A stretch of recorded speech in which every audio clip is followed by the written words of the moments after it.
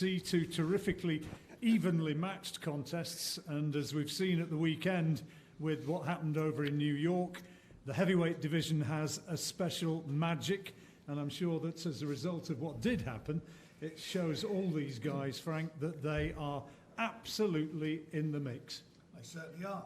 Excuse me. Good afternoon, ladies and gentlemen. Thanks for joining us. What happened the weekend? These are the guys. These are the next generation of guys coming through, the next crop of heavyweights. It's there to be gotten.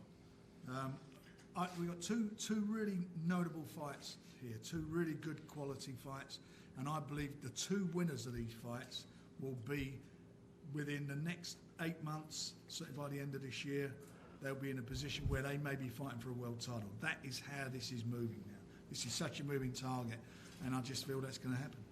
And these are two fights as well, which you can genuinely hold your hands up and say, I really don't know what is going to happen. I know what's going to happen. You're going to get some fireworks, fellas. Look at them. These are big guys. They're big punchers. You see the weekend what happens when big punchers get in the ring and let those bombs go. Anything can happen. One big punch can change a whole fight, can change a career, change your life. Go and ask Andy Ruiz. It's changed his life completely, and that is what these guys have in their hands to do. Literally, it's in their hands. How much has the heavyweight landscape been changed as a result of what happened at the weekend, and how much does it maybe catapult these guys closer to the big fight? Well, for me, it hasn't changed at all. The number one heavyweight, in my opinion, always was Tyson Fury, and as it proved, that is the case now. You know, he definitely beat Deontay Wilder. They gave it a draw, but I thought he won that fight. And Anthony Joshua, I've always said he's had flaws. I'm not knocking him. I've always felt he was easy to hit, and as that did happen. And you've got Andy Ruiz, and you look at it now, his game, he's got fast hands, but do you think he's got the beating of Tyson Fury? I don't think he has. And I don't think I'm not too sure he's got the beating of Deontay Wilder. So they're the two in. And I think these guys here, I'm seriously, as I say it, these guys here, the winner of these fights here, they have the opportunity to become world champions.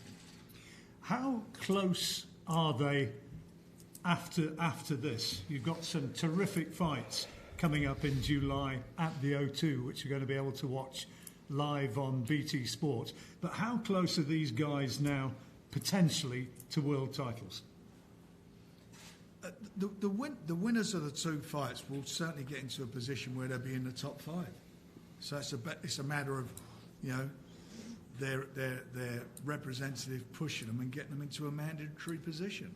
And you look at you look at some of these divisions now.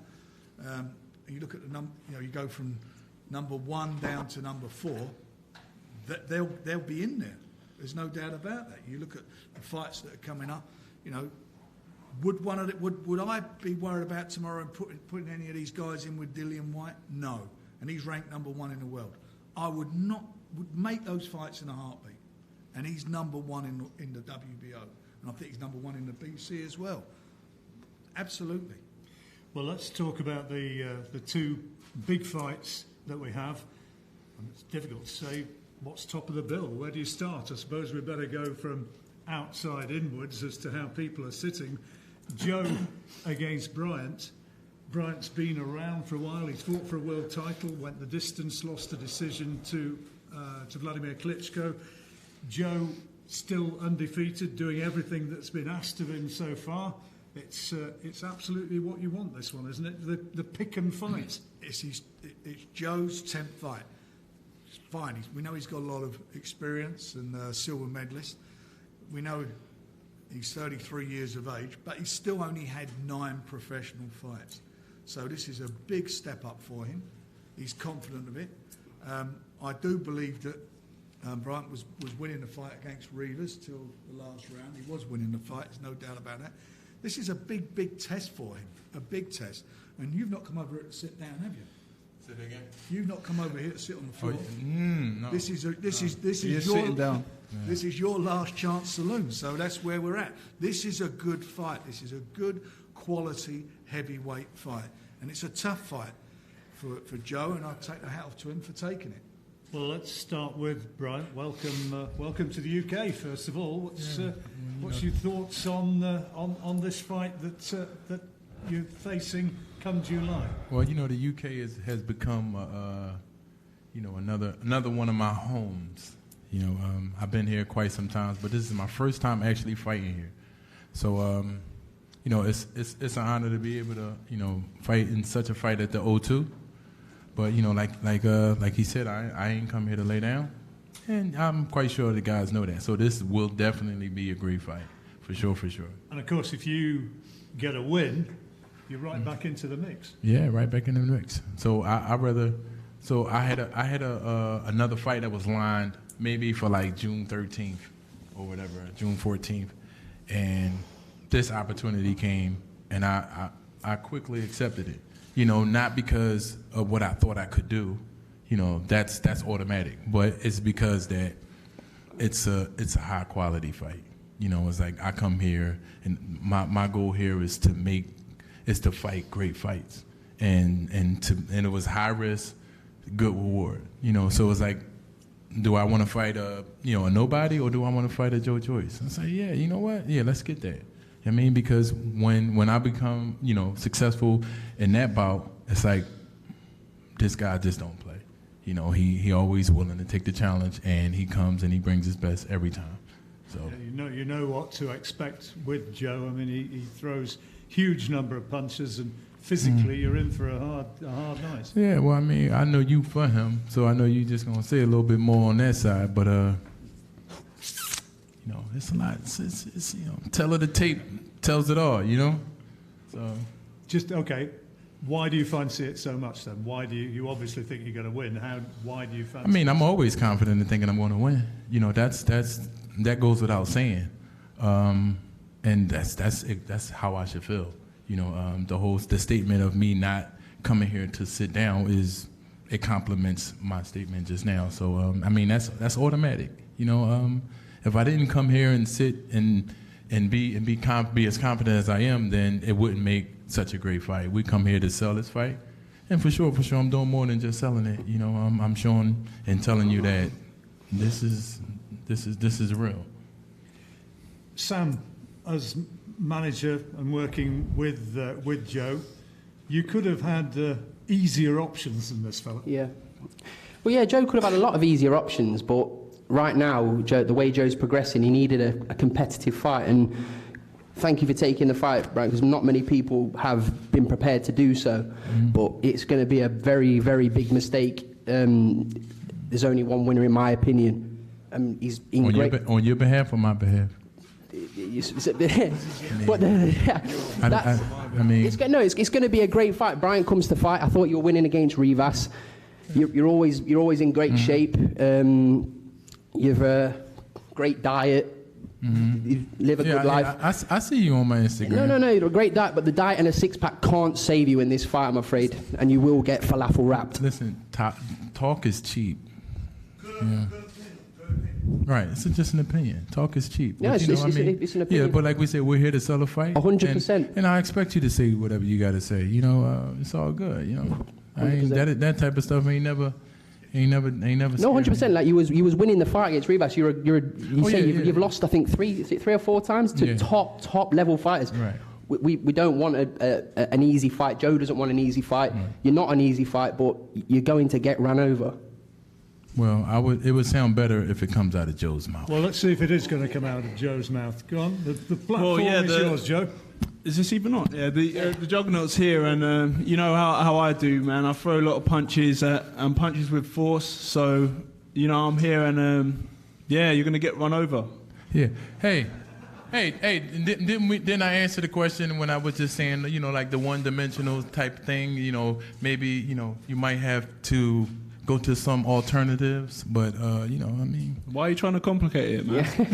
I ain't trying to complicate it. I'm just saying I'm just hoping that you have some alternatives, because a lot of things in this game is just not as easy as they seem. So I just hoping listen, I'm giving you game at the same time. This isn't Rivas you're fighting though. This isn't Rivas. Ran over like a truck.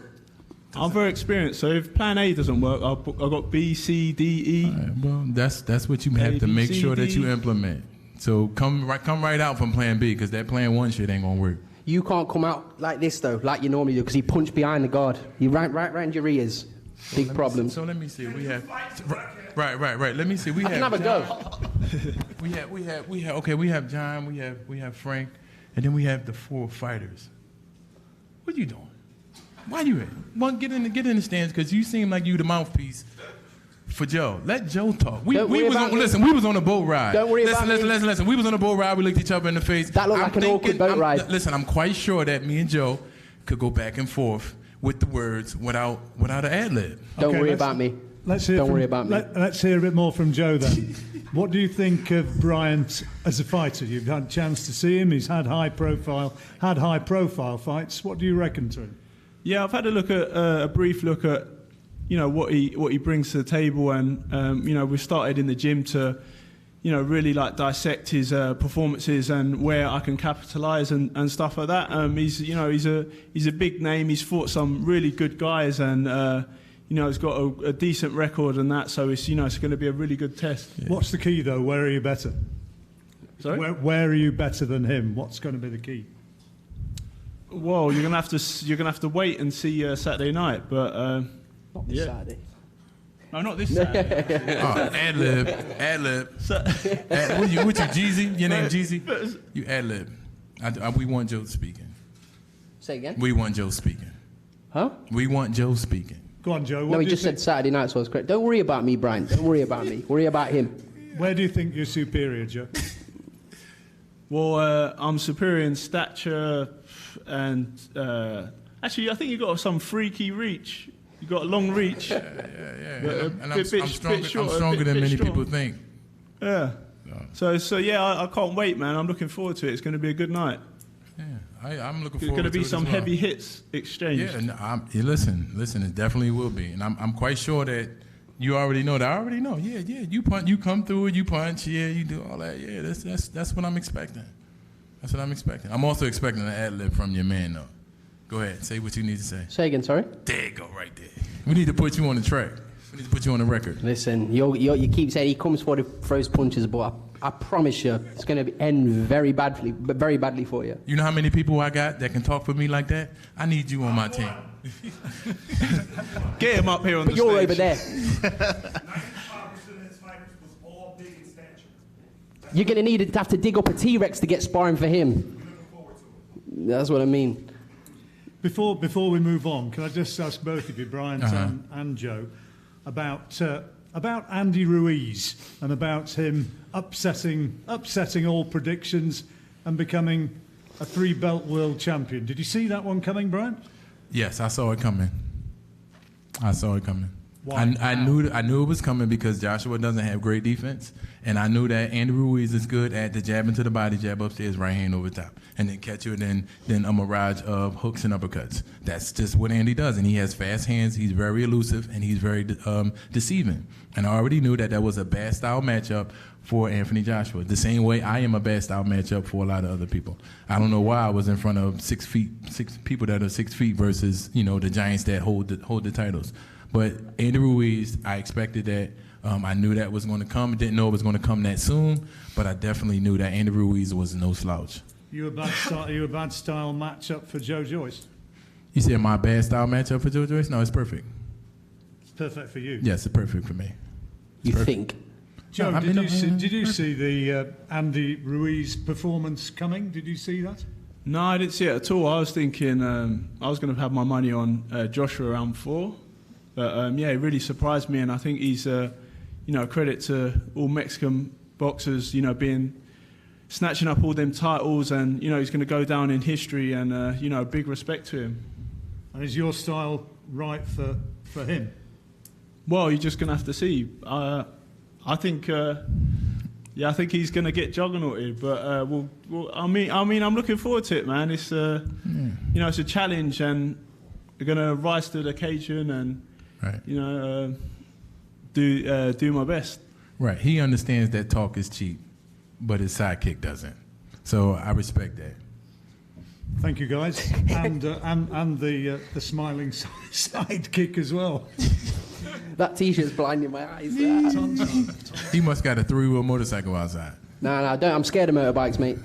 You know, like the little, what's the little thing on the side? Moped. No, the little thing on the side from the 3-wheel motorcycle. You know what I'm talking about. Sidecar, yeah. You in the sidecar with the little helmet. Okay. Got him! Okay. No, I'll let you. Yeah, no problem. No problem. Yeah. We'll take you out for a steak. Well, actually, not a steak for you. We'll have whatever you eat. I don't know, some plant-based burger. We'll take you out for dinner afterwards. Same thing. I eat the same thing a gorilla eats. Fantastic. You are one of the highest profile vegans in world sport. That's right, Yes, indeed. Since when? When did you? 2015. I fought Klitschko vegan. What was the thought process? Which I know maybe the boxing aficionados aren't into this, but there are people beyond that who would be interested in your diet. What prompted you to go down that route? Well, it's just the contaminant. See, we over here in the UK, so over here is quite different from foods and things that they allow in the foods in the United States. So I just think that as far as like what they put in them and what they inject them with, like. People that eat meat in the United States are full of drugs. Yes, so when somebody asks me about my diet, I tell them I'm drug free, and then I tell them that they're full of drugs, and they can't understand. That's like a sarcastic comment to them. Just being aware. Yeah, that's like a sarcastic comment to them, and me saying that they're full of drugs is because they eat meat and they eat everything that's pumped with drugs. If you go to my Instagram, BY Jennings. They got it right there. That was a good look though too. If you go there, one of my last few videos, it shows how the meats are injected with hormones and stimulants and steroids and stuff like that. And if you eat that, it becomes part of you. You are what you eat. So I eat live and living things. I don't eat things that are dead. Because if you leave a crab out or a fish out on a table for 24 hours, it's going to smell horrible. And if it puts it in your body, and your body temperature is much higher than actual room temperature, then your body is just having all of those things inside of you, and I don't want that. So I'm good. I eat clean, look good, 230, look like I'm 180. You felt as fit and as strong as a vegan as you did as a meat eater, or do you feel better? Yeah, I feel better. I feel more clarity in thinking, and it's longevity. I don't do things to try to improve myself with the next week. It's longevity. So things are going to pile up, and when I get your age, I get to look as good as y'all. Let's go. Thank you very much. You're saying the right things. my Tinder photograph. Damn. Frank's 21 on it. Frank, let's move on to the British title fight. Daniel Dubois and Nathan Gorman going for the vacant title. Lovely to hear from Joe and from Bryant, and what promises to be an even fight. And again, this is an absolute pick-em fight with Daniel and Nathan. Well, it is. Excuse me, we've talked about it quite a bit now, but it is what it is. These two guys are undefeated. They've got fire in their bellies. They want to go to the next level, and one of them's in the way of the other. And it's. I was just looking at our blurb here in the press release. It says here, these are the three best British prospects in heavyweight boxing. And they're all in action on the O2. That's not true. They're the three best heavyweight prospects in the world. That's what they are, not just Britain, in the world. You've been promoting for a long time, and it's obviously a money-making business. We're trying to put on a good show, but you don't do it for this length of time without being passionate about boxing. As a boxing fan, I mean, I'm genuinely excited by the fights that are coming up. Well, so am I. It doesn't get any better than this, does it? You've got the three British guys are all undefeated. All their records are on the line. Their future's on the line, as I've said earlier. These are really good matchups. No one can criticise them. No one. These are really great matchups for the guys, for the fans. And at this stage of their career, how many fighters take these risks? You think about how many fighters take these risks. Well, let's hear from the two guys. The fight date is getting closer. July the 13th is what we're talking about at the O2. First of all, from Nathan. It's a fight, this one, from word go. Ricky, your trainer, Ricky Hatton, has told me that from word go, you always wanted this fight. Yeah, definitely, John. You know, it's a fight I've always wanted from day one. You know, the minute I knew Daniel was turned over, I said to him in the gym, he'll tell you himself, you know, it's the fight I wanted. And let's be fair, it's here now. We're just over 5.5 weeks away. And to be honest with you, mate, I'm counting down the days. It's a terrific card. You know, obviously me and Daniel headline it for the most prestige belt, in my opinion, in boxing. You know, the Lord Lonsdale belt, and then you got Joyce and Jennings on the undercard. So it's going to be a massive night at the O2, and I'm really looking forward to it. Why did you always want Daniel when you turned over? Why was he the one you were looking at, thinking, yeah, I'll have him? Because I know what kind of fight it's going to be. You know, we know each other. You know, from the sparring, the training up in the GB, we know each other inside and out. So I know exactly what type of fight it's going to bring to the table, and it's going to be an exciting fight. You know, it's going to the winner here is the fans, as they say. Give us a little bit of an idea from your memory of how those long sparring sessions went, because there must have been literally hundreds of rounds you've had. Without a doubt. We was on GB together probably 2 to 3 years. He'll tell you himself. And at the GB team, I was sparring probably 6 to 8 rounds a day. You acquire that over that long period, 2 to 3 years. You build up some rounds and some experience with each other, don't you? So we got to know the inside and outs of each other. And generally, each spar we wanted to do damage on each other, because everything was competitive with me and Daniel. You know, the bag work, the running, the sparring, everything was competitive. How did that sparring go? I felt like I had the upper hand in every round. Every round, literally? Yeah, every round. I felt like I never lost a round. Let's hear from Daniel then, with the big fight coming up. He never lost a round, is this true? Really, it makes no difference for this fight, whatever he has to say or thinks about what happened in the past or in sparring. You know, I'm just looking forward to, showing what I can do on the fight night. What do you remember of that time, or would you say that it's irrelevant now? It's irrelevant. It's completely irrelevant. So, how much have you changed then since the amateur days, in your opinion? I think I've changed a lot. You know, being a professional fighter has allowed me to really, breathe as a fighter, and stretch my rings out, and learn and just understand more and more about boxing in different ways. So it's allowed me to get more experience that I needed, and something from the day I started boxing, I've always professional boxing, heavyweight champion of the world was always on my mind. So now that I'm here, I'm chasing the goal. I'm working with Martin down at the Peacock. You think, as a professional, you've added different layers to yourself as a fighter? Definitely, I've from day one, it's just been a building process, and yeah, since my last couple of fights, my last couple of tests, I think I've just improved, and more and more experience I've gathered. So a lot of people have said to me, who wins it, and they've said it's boxer against a guy who might be physically bigger, physically stronger. Might be. I'm not saying he necessarily is, but is that the way you see it? No, not. I think I do definitely have the advantages in power and speed and everything. It plays a massive part in the fight, but I think there's a lot more to my game than what people have seen so far. You think you have the advantage in speed? Yeah, I think on my A game I'm faster than probably I'm match any of the fastest heavyweights out there. He thinks he's faster than you, Nathan. Definitely not. Come on, Dan. You know that not to be true. You know that. Come on, you ain't faster than me. We'll see on the night. Well, we are going to see on the night, clearly, but you definitely ain't faster than me. You know that. Listen, this is the truth. The truth is, all these can tell you what you want to know, but deep down, you know exactly what it is.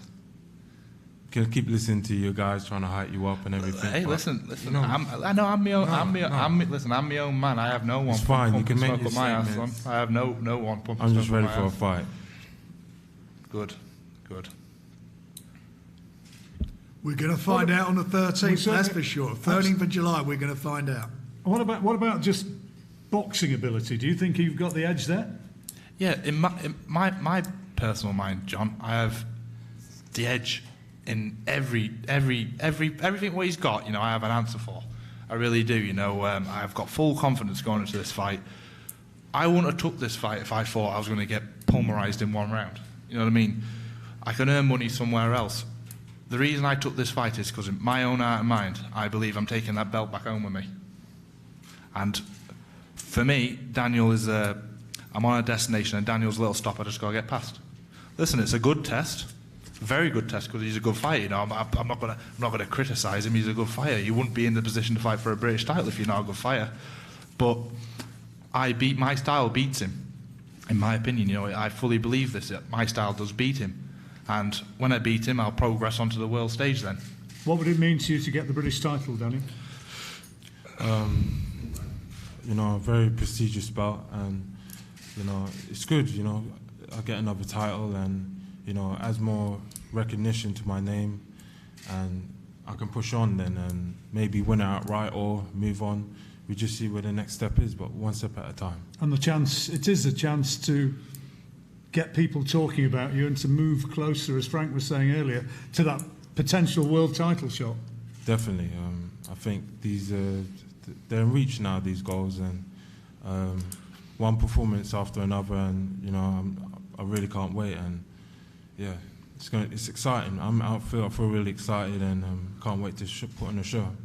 Did you see that Andy Ruiz win coming? No, like probably most other people, I didn't. You know, I didn't pay too much attention to the fight. To be honest, I wasn't overly excited by the fight. I thought, a part of me, you know, I had a lazy view to it. It's formality. Joshua wins probably, but you know, I'm not one to watch other people's paths. That's Joshua's path, and you know, that's his that's for him really. So not much more to say on the matter. Terrific fight coming up then between these two lads, and they clearly both fancy it massively, Frank, and that's a key. It certainly is. They've got tremendous self-belief, the both of them, and someone's will have to give way on the 13th across the road there. So we're all looking forward to it, and it's going to be, and I know it's going to be a great fight. It's a great night for the boxing fans, seeing these big guys getting in the ring, you know, entertaining the fans. That's what boxing's all about. Tickets available, finally? Tickets are finally available.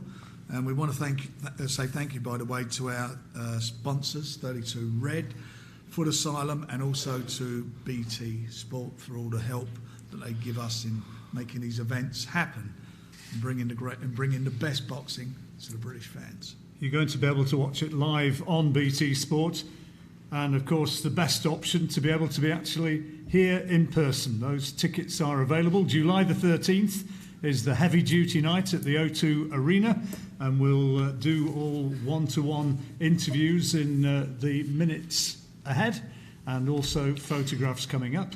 But in the meantime, thank you very much for everybody coming. Thanks, guys, and thanks everybody for joining us. Thank you very much indeed.